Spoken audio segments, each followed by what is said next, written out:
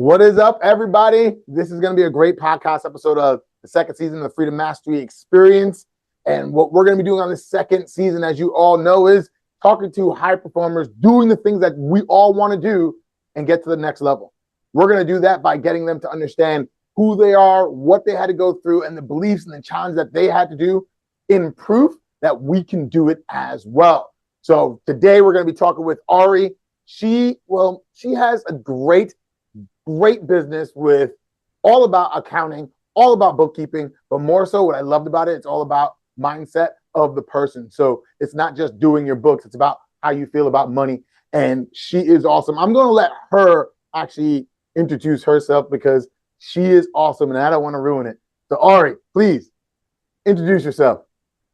Hey guys, how you doing? I am Ary. I am the owner of The Profit Suite. We are a virtual CFO agency, and our mission is to really help create sustainable legacy businesses. When we take care of the money side, you are able to go and do what you do in the world with more confidence and more clarity. And so I'm so excited that I get to do what I do. It's been a fun ride. I'm also a mom of 2 young kids, and I do the homeschooling, and in my secret dreams, I'm a homesteader, but I'm totally not. Yeah, that's a bit about me. So the homesteader bit was that's awesome because I honestly am a secret prepper. Like I prep the prep. Like I'm not there yet, but it's just a matter of staying safe. But I do have a garden. I do love the garden. I do love doing all that. So you connect with my heart on that. But tell me a little bit more about how you started your business and where you're at. So let's go backwards for a second. Let's start this movie with the first 5-second clip of the end result. What is this lovely beast? And let's be a little bit more numbers oriented, let's say. That's still good because you are doing some awesome things. Yeah. So right now, the Profit Suite technically has been around for just over a year. There was a rebrand that happened. So in total, we've been in business. This is year 7. This is year 7. December 1st was our anniversary. And so right now I just counted yesterday, we've got 52 companies on our roster, which is really awesome. The main thing that we do for them is basically we fractionalize the entire accounting department, right? So like, yes, we do bookkeeping. We make sure the payroll is done in your company. We make sure that, your clients are paying you on time and your bills get paid on time. And then that kind of works its way up to the controller, CFO strategy role, right? Where we're talking with you as the business owner and saying, here's the goals you have in your business. And here are the tweaks that you can make and the levers you can pull to get there faster with more fun, to enjoy the process more, and to really hone in on why are you in business? Because I think especially as we grow, mostly we work with 7-figure businesses. And so by the time you're in that 7-figure range, your business is so different from what you set out to create and what was most important to you when you decided to become an entrepreneur. And so our goal is to really hone in and say, well, what are you even here for? And how do we do that better? And make way more money at the same time. So that's really who we help and what we do. Do you want any more detail on that? No, you showed me the passion, you showed me the love that you have for somebody, and you're doing it based off of the organization of what a business normally should do, but it's then more about getting them to understand why they're doing it is what I got so far. Was I good? Yeah, absolutely. It's the numbers help us to navigate you want to stay at home and homeschool your kids. Okay, well there's 8,000 paths we can take to get there, and the numbers kind of help us dial in on what is the correct path with you. And it's really just the data that matches with the inside the mindset, the beliefs, all these pieces for the business itself and for the business owner. And then we use the data of numbers to get there. And then we make sure your taxes are done too, because you got to do that. So most people I talk to that runs businesses, oh, I have my accounting, I have my bookkeeping, I have all these people that run my business, or I do it all myself. And that's never a good thing. How does a person know, I kind of need an Ary? What makes you so much better than everybody else? Not to knock anybody, but what is your special gift? What is your thing? Because I see that smile. I see the thing that I know what it is. But I want you to tell everybody, why is it like you need an Ori in your life? Yeah. So, in my experience, and I've been an accountant for goodness, 11 years now. So in my experience with more traditional accounting is, we tend to be very past focused, right? Like I'm doing my taxes. Here's what happened in 2023 so that I can file my taxes. Here is what, happened last month. Here's my bookkeeping reports, right? Very past focused and also very, very structured, right? Like, oh, no, you may not go make that investment. You're asking me, you cannot make that investment because you can't really afford it, or what, it doesn't fit into our like numbers, right? That is typically how your accounting is going to look. What we do that's a bit different, because everybody on the team has owned their own businesses as well, so it's like we kind of get to see both sides of the game board, where we're able to say, here's, okay, you want to buy that thing, you want to invest in that thing, great, here's how you go get there, right? Oh, you want to take some flying leap off the bridge because that is what entrepreneurs do. Great. Here's how we make sure that like we haven't gone too far. Here is how we know when we need to quit, or when things are going really well. And we're also then very looking forward, right? It's, well, where are we going and how do we back ourselves into or like reverse engineer getting there, instead of just, oh, here's what happened last month, call me if you need me. It's great. And here's how we can make next month happen the way we want it to. Let's get there. And I think that's really kind of our why we work so well with entrepreneurs, is because we're oh, you want to do that? You go. And here's how we make sure everything's good at the bottom, and you don't burn it down. So you make a plan based off of a person's, you get to understand who they are. In that way. And once you understand who they are, you actually get more. Most people look backwards. You're actually getting people to look forward and say, this is what I want to get. Not only are you taking care of the traps, let's say, that that we have in our past, but we actually plan for the future. Make sense? Absolutely. So where you made a very good thought was like where most people just look at the past. How'd you break that cycle? Because most people are from what I understand, this is now, I'm going a little bit more into my world, is they're fear-based, that they don't want to make a mistake. So they only see the past things that they're doing, and they don't look in the future. They don't map out the future anywhere near as well. They see the past. So you get what you see. I know that from my world, but how did you get into that in your world? How did you break that cycle? Yeah. So I think the very first thing that it changed my life, and it is anytime I can see it kind of coming down the pipe, like I know that's where we have to start, is the amount of like shame and guilt that gets surrounded by money. I think money is just like anything else in the like energetics world. There's no good, bad, nothing, but we are taught literally from the jump that there should be, right? It's something special. It's something different. And if you've got a lot of money, you should not talk about it because you're going to make people feel bad. And if you don't have money, you should definitely feel bad because why don't you have money, or something wrong with you, right? So like there's all this in between. And so understanding that like money is just it's just a quantifiable way to see all of that as it is. There's nothing like special. But in the same way, I compare a lot, like I'll be like if I have a hammer, there's nothing good or bad about a hammer. But if I'm a contractor, that hammer can be such a useful tool. And if I'm a, serial killer, different kind of useful tool, right? But like the hammer is just the hammer, and money is kind of the same way, right? Whatever I'm doing, whoever I am is going to come through that. So by working first to eliminate shame or guilt about whatever has happened in the past, that's usually the first way to like, okay, like the thing happened. You made the choice that you made. You would never have made a different choice than you made, because if you could have, you would have. So great. Let's let the past go so that we can make the plan happen in the future. And I think that is missed a lot, is just like shame and guilt and just letting it go. So how do you get people to let that past go? Like there's a lot of beliefs around shame and guilt around money. How do you help your clients let them go? So like people can actually work through the process of making even more, not hitting their ceiling. Yeah. Lots of different ways. One is by identifying. So one of the fun ones is like identifying our floor. It's really easy for me to say, you know, this month we're going to make $100,000 or I hit this new ceiling. But if my floor is constantly $1,000, right? Like we're going to constantly kind of go like, what is it? Water falls to the lowest point. And so that's going to be the easiest thing. So how do we raise our floor? When I see people with cash flow issues, this is usually where we start.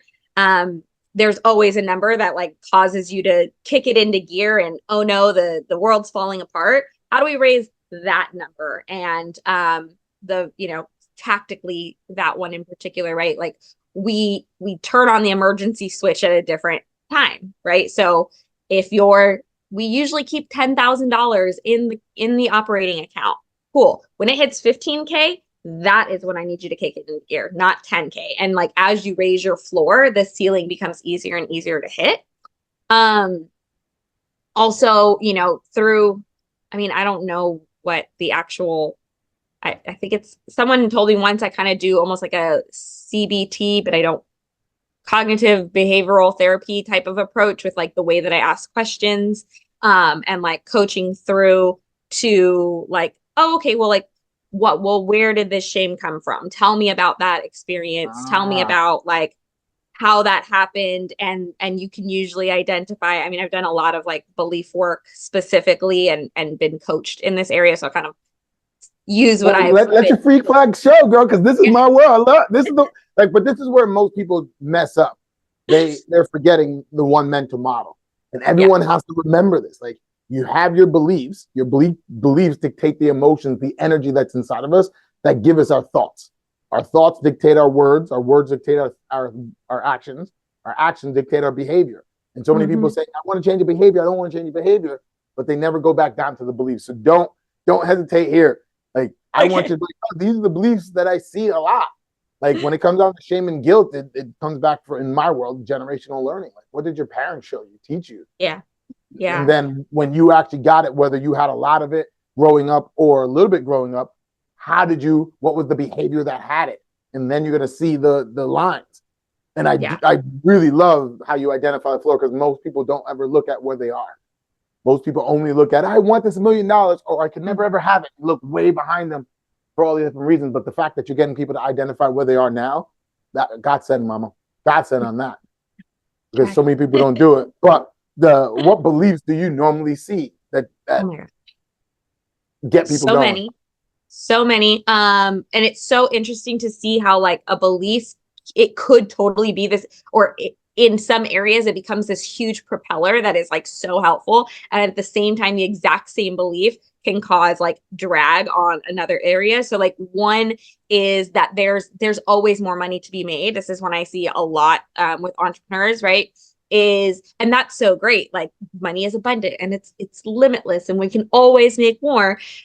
The pitfall I see with this and a lot is like we tend to spend what we don't have, right? Well, it's okay that I spent this money or that I overspent this much because I'll just go make more next month. But then if next month you go, well, I know I overspent again, but like, that's okay. I'll just go make more next month. And then after doing that for a while, and then you end up in debt, or you've got cash flow issues, you can't make payroll. I live that. I know that one. I know exactly what you're talking about. That one. Yeah. That like the one that you said, you always can make more. I also know that one very well as well. And I equate that to the way that I broke it was equal to I have to work hard, and how it plays a role on the business life as well as the personal life. And then I started realizing, just because I can work hard in business, if I'm trying to have my spouse of 24 years love me, it's not about working hard, right? It needs to come easy. And once I started to see like everything has some drag, as you put it, in other areas, I have to find this balance of when I can. And that's when I started to look into what those beliefs mean to me. So this is now the fun part for you, is what beliefs did you have to get over to now make it from the beginnings of your business to there? So give people the story, like walk people through it, like what it's like to actually grow something so well. But you have to go through your own shit. Oh my gosh, so many, which I think I've been told is like part of what makes me good at this is like, oh no, I've been there. I have been in the trenches. So like that's why I know I can see it from a mile away. For me, one was I can always make more money. And so that led to me ending up in a lot of debt of like, in the very beginning of my business, when I wasn't making much money, I got into masterminds and in the room with people who were making a lot of money. And so it was like, well, if they can do it, I can do it. And so I began to spend like they could spend, even though like I wasn't there yet, but I wanted to be in the club. The desire. Well, how'd you get out of that cycle? Don't just tell me the story. Don't tell me what happened. I want to know what happened in the story. All the details. So one, right, once again, realizing it, releasing the shame, and like this, I guess, side belief that I had to work with was that like I didn't fit in. I think that's really what it came down to, was like I don't fit in here. And so by releasing that belief, I no longer had to prove that I like deserved to be in the room with these people. And so then I could stop spending that way. It also, right, I was very good at what I did. And I was telling all these people, here's how you manage your business, while I was undercover, not doing the same thing. So tactically, it was like, okay, like we're getting, I got rid of all the credit cards in the business and we operate completely debt free now. And so awesome. Really, yeah, which like that was like there was like a big chunk of time, right, where we had like had so much stuff on credit cards, and then now it was like, okay, we've got to cut things, we've got to restructure. I reintroduced the profit first model and made sure that money was going. Yeah, we just talked about this yesterday. Money's going where it needs to go, and but the like I said, the side belief really came back to like, I don't have to prove that I deserve to be in these rooms. Like I'm good just the way that I am, and no amount of like spending like makes me worthy to sit in these rooms and sit at these tables. But actually for a long time, I took myself out of those rooms to like stop the bleeding. And I was like, okay, if I'm going to hold on to this belief that I have to earn my way into this room, then until I can actually afford to be there, then I'm going to have to put a hold on it. And then I like worked on that belief. And so then reintroduced myself back into places and no longer felt I had to like, impress everybody. So it was like, without going into too much detail, how did you get rid of those beliefs, and how long would it take when you said, you know what, I got to stop the bleeding, and then to reintroducing that? How long did it take, timeline wise? How long did it take for you to redo and reprocess the beliefs of I am worthy, because that's where it comes down to I am not enough, as well as the belief that I can do it on my own terms? How long did it take you to do that? It took honestly, it took like a year. When I really think back to it, like I removed myself, and then, I mean, and maybe part of it was that there was a whole pandemic. And so it was like around that time, that I was like, okay, I'm done. Lucky girl. Right. So maybe it just worked out that way, that I like had the time, but it took me about a year because it was that deep-seated like unworthiness piece, that like all these different beliefs were just layered on top of like, I'm not worthy, and I have to earn my keep. And so like that one kind of took me a while to like untangle myself. And then once I untangled that, then like it was pretty quick after that. So because these beliefs, transcend all of our lives, where else did you see that I'm not good enough or I have to prove myself outside of business? Oh man. Within my relationship. So that was definitely something of like, just this feeling of like, I had to earn my keep. Not even I had to earn my keep, but I've got to be the best one in this relationship. And so that caused lots of issues in my family relationship. I think that, and not to, like, I've got wonderful parents, just, disclaimer, but like definitely this idea that in my business, like I can't do it or something, stemmed a lot from conversations with my dad. He called it my like little accounting thing until we had surpassed. Yeah. Honestly, until like last year. And then I put my tax, I do his taxes, and I put my tax return next to his tax return. And I was like, this isn't a little accounting thing. Like you see where our numbers lie. And so now Good for he's like, you. I always knew you could do it. And so, but like that definitely was a huge piece of just feeling like my business was this like a side hustle thing to begin with. So I'm 43. Everyone from like 50, 60 down to maybe about 39, 40 had practically the same type of parent where you have to go hard, you have to run, you have to hustle for the things that you're doing. So I want everyone to hear this when you start looking at your past, you never want to think my parents were wrong or they did something negative to hurt you. It's something that you always want to know. And that's why I commend you by saying I had a great parent and livelihood, because it's not about they did something wrong. The moment you start demonizing your parents, you screw the rest of the belief pattern. You have to love them for who they are because of what they did, and they gave you everything that gave you their position right now to get you to learn and look at what's happening. So love your parents and the experience that you had that brought you to this experience now. That gives you the permission to let go, and that's where most people make the mistake. So I commend you for that as well. Now, the bigger question that I have for you is, now that you understand your couple beliefs that you had to go through them, and you now see that it's trickling through the rest of your life, what was some of the sabotaging things that you actually had to go through that you noticed, like, you know what, I'm not good enough, but I just took myself out of the realm that proves to me that I'm good enough. So you stripped everything about you. How did that feel outside of that to get to the other side?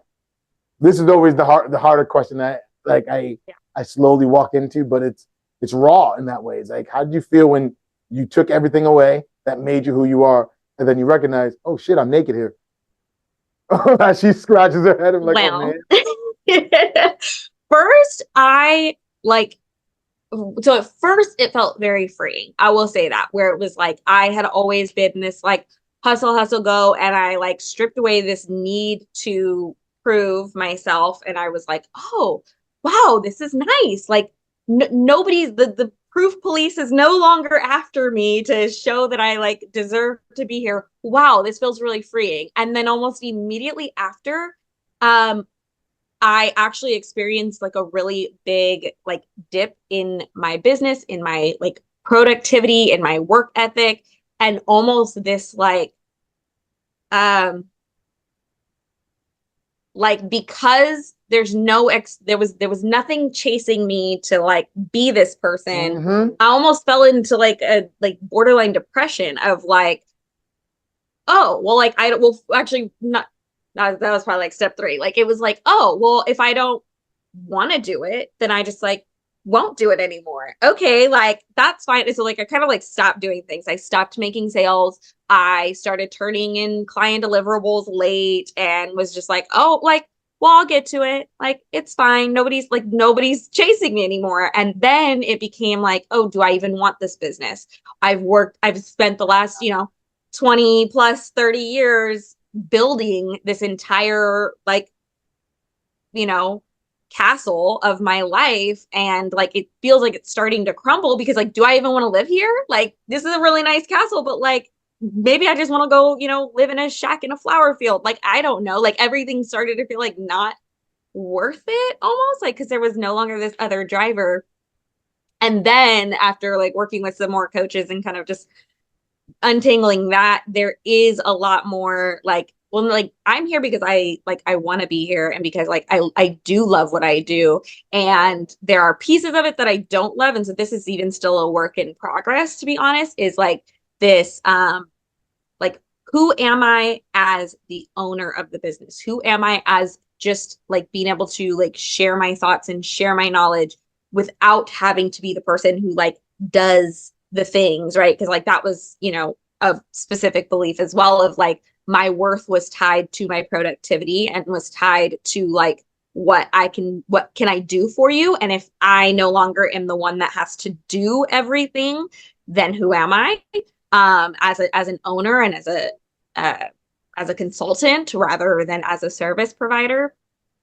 And so that's where I am now, is in this like, okay, well, how do I get paid for just only being in my zone of genius? And like, that's okay to just only be in my zone of genius. So it was like quite the string of like, who am I throughout unraveling, because my whole life had been built around proving myself. And so when I no longer had to, then it's like, oh, well, now what do I do? So the story that you just told me was awesome, just because you broke it down to a couple of different things that a lot of people don't even recognize, which I can't commend you enough. Which I was telling you that before. Like, I like listening to people's stories in the way where you just went from a place where like, fuck it, I'm letting it all go for a second, and I'm going to be happy because now I'm free, as you said it. But then once you started realizing the truth of it, you started to look outwards and feel lost and confused. Okay.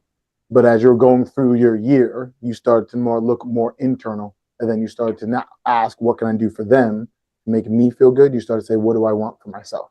And a lot of people get lost in that. So, like, as you were shifting through that, you went through and you said something very powerful, which is my worth is based on what I can do for others. Did you, when you were going through with your coaches and things, did you ever take apart how your parents taught you that the service mentality, as well as your worth is based off of what you do for me? And the easy one is, I love you because you gave me the drinks. You set the table. I love you because of that. It's like, and I'm noticing those words still as I do this for a living, and I still catch myself like, shit, because you can never get it right. There's never a parent that's going to be studying as well as I do, and I still fuck it up. And I'm not saying I'm perfect at all. That's one thing I want to say. But like, did you clear up all that as well, looking at where you learned that behavior from? Yeah. I will be honest and not say I don't feel like I have cleared all of that up, because there are definitely, and I'm a parent of young kids. So like you said, like there are times when I catch myself and I'm like, oh no, let me go back to my son and say, actually, like, here's what I want to impart on you. Not that like you did, like he apologized to me recently. I like yelled at him for something. And so I apologized. And his apology back was, I'm sorry I didn't do what you like asked me to do, or something along those lines. And I was like, oh no, like you don't need to apologize for that, because like you're a child. I don't love you because you did what I asked you to do, and I'm not proud of you. You know what I mean? So like I'm still catching myself and reparenting myself in that. But there's so many things. There was one sentence, and this, I'm still working on this one. One sentence all the time. My parents used to say, "You're only as good as your last sale," and like they're in sales and things like that. But like that was like I know them, and so that was their like fun way of trying to phrase like, you gotta keep it up, and you can't. That one still gets me. What do you think? What do you think that means? Let's actually go into this real quick. So this is perfect. So I was going to now take apart a bunch of the beliefs I wrote down. I'm like, all right, let's take one of these apart and go further into it. So let's go into that one. You're only as good as your last sale. What does that mean to you? To me, it's you are only valued as good as the last thing that you produced. And I still catch myself even now, like within work. And there's a couple clients where I'm like, oh, like the last month, I don't feel like we've delivered the best service to them. Obviously, they hate me and they're going to leave.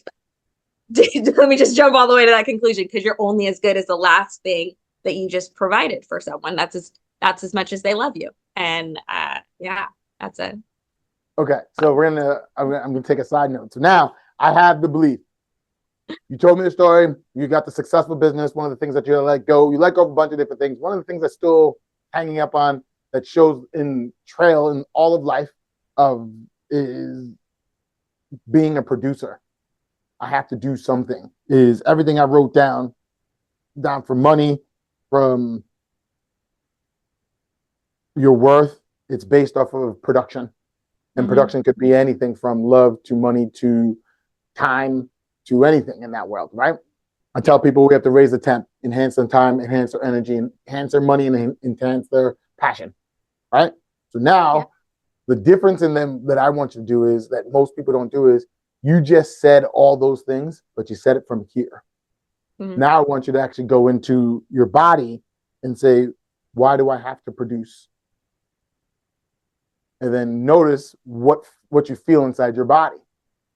What's starting to happen? Is your throat tightening up? Do you feel it in your chest? Do you feel it in your belly? Does it feel like your feet are grabbing the floor, like you want to run away? Like what's happening inside your body?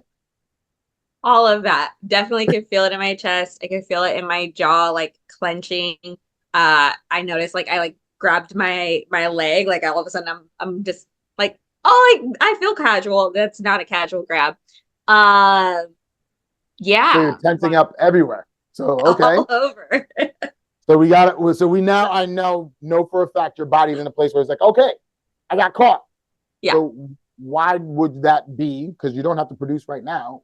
What do you think your body wants to say or should say? Because one of the first things that people do is their throat clenches and their mouth, they do this for a half a second. Like, what do you have to say around you learning that you have to produce?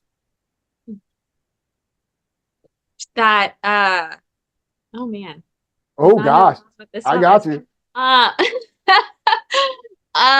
just that like if you're not of value to people, so the production equals your value, and if you're not valuable to people, then they'll abandon you, they'll leave. Because why would they stay around?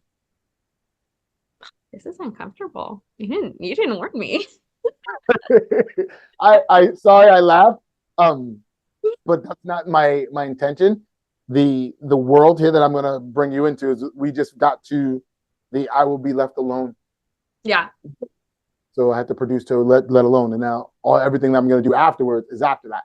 But the point of me getting to this is everyone has to learn. You have to come into the uncomfort zone. And people are normally go through something. And she showed me a story.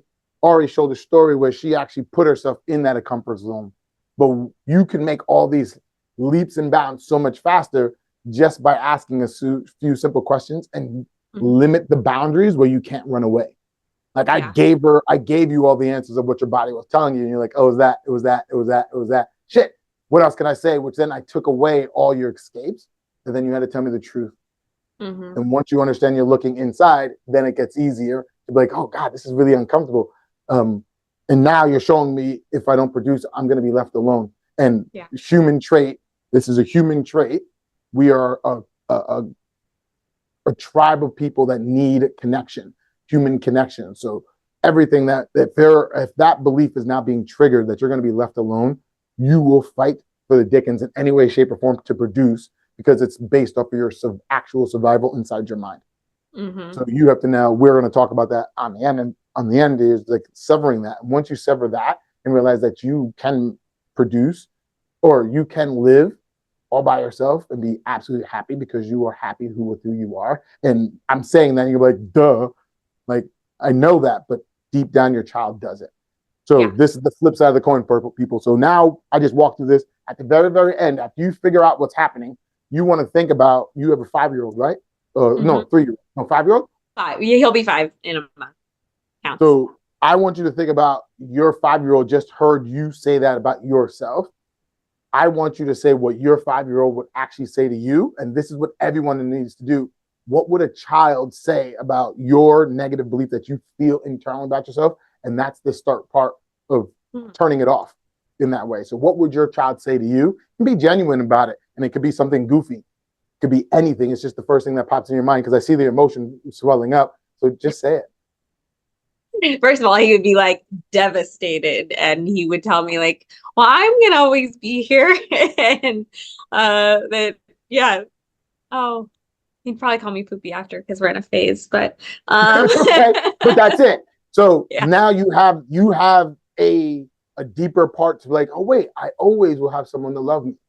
So every time you think I need to produce, you now need to flip back into this moment, this highly emotional moment. Be like, wait, I will always have someone to love me. And you'll realize how your body will naturally calm down. And then you can take action on the thing that you're trying to push in. And I hope everyone got that analogy or as that example as we started to go through it because it's this simple. It's always in the conversation. It's never in the lectures that you're going to make the transformation. It's all about getting you to start realizing, oh, I can do this. But this is what's stopping me. And you go further down the rabbit hole. And then you have to polarize it by saying, you know what? That's not true. But you never let your mind say that's not true because you can be like, oh, yeah, I'm always going to have somebody with me. Have my husband here. At this. That came from a visceral place that you just said it. Yeah. That's going to be the your everything. Does that make sense? And hopefully Yeah. everybody got that analogy, because now you can use it every single time.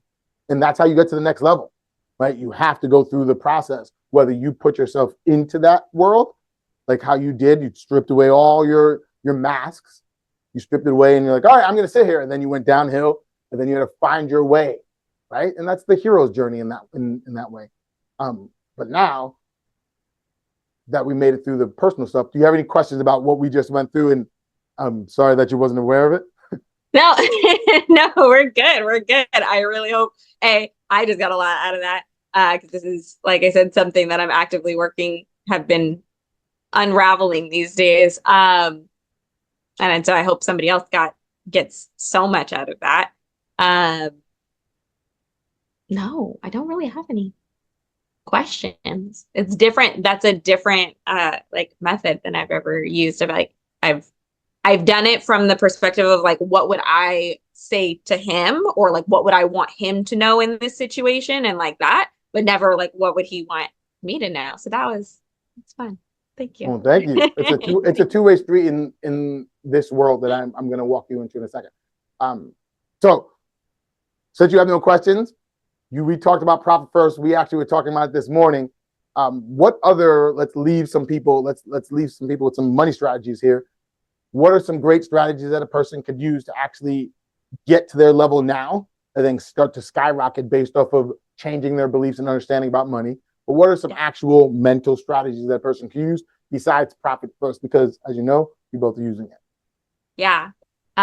So one of the first things is actually just like a business understanding. I don't, especially in the like online space, maybe not so much in like the brick and mortar space, but a lot in the online space, there is this idea that like our business is always supposed to like grow and grow and grow. And if you have a loss or something like that, there's something wrong, or you just shouldn't do, like that the world is falling apart if you're not 50% margins or above. And that's just like not actually business. So the way to scale your company financially is to like to know, right? So that this is so that you don't freak out when it happens. If you're doing this, you're probably scaling properly. It's not just going to be like up until, I don't know, till someday.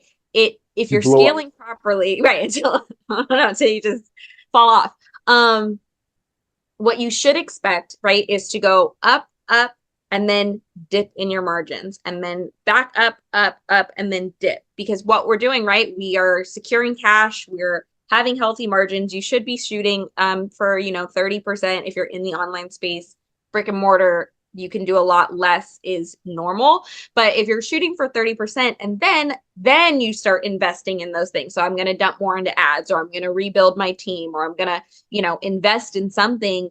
And so that month, when you have a, 5% profit margin instead of 30, because you just dumped a bunch of money into an investment of some sort, then that's okay, right? It shouldn't be we're up and then we invested a bunch of money and we somehow are still up. But what you do want to do is make sure you have healthy margins so that when you do these investments, you're not now like negative, right? If I'm at 30% and I go dump 20% into something, then now I'm down to 10 versus being at 10% and now I dump 20%, I'm at negative 10. So focusing on being healthy first, but know that the downs are going to come. Like, I don't know who is out here preaching that it's never going to happen, but it is. It is.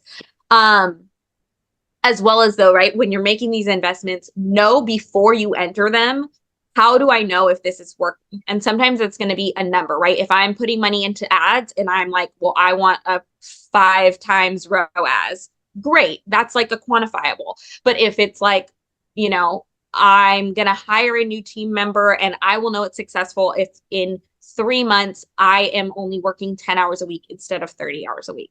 That's how I know that this team member is successful. So when that 90-day hits and it either is or isn't happening, now I can, and I determined that beforehand, right? Of like, this is how I know it's successful, because then that now tells me, do I keep going or do I stop? If I hire this team member and somehow I'm at 40 hours a week instead of 30, then I'm like, oh, okay, this is like super not working. I maybe made a wrong hire, or I'm not training right, or something's broken. But it lets me know. So I have these data points of like, when is this working and when is this not? And that's something that I do see a lot is people are kind of just like, I've even got a client right now who just every month I'm like, hey, this is not working. And he's like, no, no, no, it's working. I have this new strategy over here that we're going to try next month. And so my job is to say, here's our stopgap, right? Like we're cutting it off if it's not successful by this point, because it's going to take time, things are going to go up and down. But if we don't find this metric of success by this point, we're going to stop doing it. So predetermine that when you go to make investments. Okay. And then I think my last is to focus on cash first. And most importantly, always over and above profit margin, over and above literally anything else. Most businesses fail within the first 3 years statistically.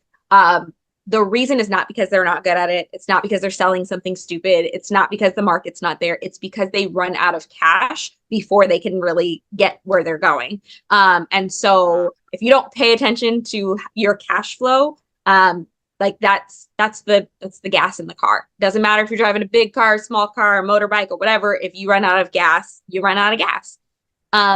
And so the first goal that I like to see people hit is at least $100,000 cash on hand as like an insurance fund almost. That's the spit can hit the fan and we're going to survive and we're going to be okay. From there, I say 3 to 6 months of cash on hand, depending on your industry and, how volatile it is. But really focusing on that. And a good calculation metric that I like to use to people, because sometimes it's like, I don't know, if we had $500,000 in the bank, is that good or not? Well, I don't know. How much money do you spend every month? If you spend 5K, you've actually got way too much cash in the bank. If you only, if you spend $1 million a month, then like that's not very good. So the number of days cash on hand is one of my favorite metrics to look at, which is going to be, I don't know if you want me to give a formula, you could write it in the show notes. But it's going to say, if everything goes as normal, how many days do we have enough cash for the business to run? And ideally you have that number is at more than 90 days at a time. If it's ever under 30, you should absolutely put the pedal to the metal. Yeah, pedal to the metal. That sort of thing. I'm like, the car. The thing on the right. That thing. The thing on the right. Yes. How many days can your business run cash on hand? Yeah. 90 is then, and then to trail it back into what you were saying before, then you now are at your floor. So you raise that emergency red flag inside your head and be like, all right, so now we have to go. It's not there. Yeah. Now I'm starting to piece it together. Hopefully everybody's piecing it together too. So the things that I've learned in this moment is, even though one, I'm still spending just because I know I can make it. I can make that money, and I'm not going to be able to get that next level. And two, you stretched me a little bit by saying I need a cash on hand 6 months as well as 100K and 100K cash. And I was just like, okay, I didn't see that one coming. So it's touche on that one. All right, Doak. Because I almost geeked out on my all right, so now I'm starting to learn. We can get into it. We can get into it. My last thing, so far we got strategy. We know who you are, right? We got people to trust you to understand what's happening. You actually went in and found out a belief that was actually hurting you in a long time about, let's say, abandonment. If I'm not producing, I'm not great. And then you said, what did you say? What did your child say to you? Oh, that he'd always be here. He's always going to love me. Now, what I just did here was now got you to rewind the story, and the proof is in the pudding type of thing. Like you said, how do you know it's working? When a person can go back into a story and don't have an emotional fallout, it now stuck, and now it's integrated, and now you have to practice that. So now I would believe in my head, I would have to see you in life to see that producer won't be such a driver in a bad way. Right? Yeah. It'd be like, oh, I have it. And then you can turn it off when you don't need it, because no longer do you feel like you're being abandoned, because you just solidified that. In this moment, that's true. I would have to now watch it over time. But do you see how that works? Now we know it worked, right? It's the ups and downs of that. And I did it in this whole show itself. I brought you up, then you brought it back down, and we did the whole roller coaster to a place where you're going. And you have to do that also with your business, right? You do that by, one, profit first is the thing that we spoke about. Then we talked about on the online space, not growing all the time, not thinking you need to grow all the time, as well as how do you put cash first, have a lot of cash on hand, 100 grand, but you have to have your number and your metrics set for you, and think about it as cash days, number of days cash on hand. That's you're willing to run. You want to run 90 days because that's the number to put the pedal on the metal. That cover it all good? That is good. Good to go. So with your story, strategies, everything, what is one thing that you can actually say to somebody that's in a tough spot or looking to scale that's going to get them to be like, you know what, you got this, because I believe they do have it. So what is something that you could say from the financial side and the belief side that we've gone through that you can say that? I would say to just remember, like, business is just a part of life. It is just like it is a part of your life. It isn't your life. The money side of it, the like all the details of it, whatever it is you're getting out of your business that's serving its purpose is like it is just a part of your life, and like allow it to be that. And it is also it is not you. Like it's a part of your life. It is not you. Yeah, exactly. It's a hat that we wear. It is not me. So whatever is happening in the business, if all my clients left today, and I feel this more now than I did 30 minutes ago, if all my clients left today, it would be they left the business. They didn't leave me. And so, yeah. Oh, I'm so gonna jump on that one after this. That'll work that way. I believe that today, right now, but more than I did an hour ago, even though I probably would have given the same advice, but I feel like I can put my chest behind it now in a new way. So thank you. All right. So with that note, she already talked about cash being the thing that drives your business. And what I've learned going through this is the business falls apart, and it has a lot to do with cash. But why isn't a person making cash? Is because they don't have a connection to who they truly are, and they're driving from a heart-driven place of why they want to do the things that they're doing. So where cash runs the business, understanding of a connection to who you are is what drives you. So those two connections is what's going to drive you through the next levels and get you to move through just about anything and everything, right? It's just a matter of you understanding you know who you are and you're doing what you already do best. That's why you're making the cash, and it's not the opposite way around. So with that said, everybody, Ary, I love you for being here. Thank you so very much. Thanks, Patrick. Bye, everybody.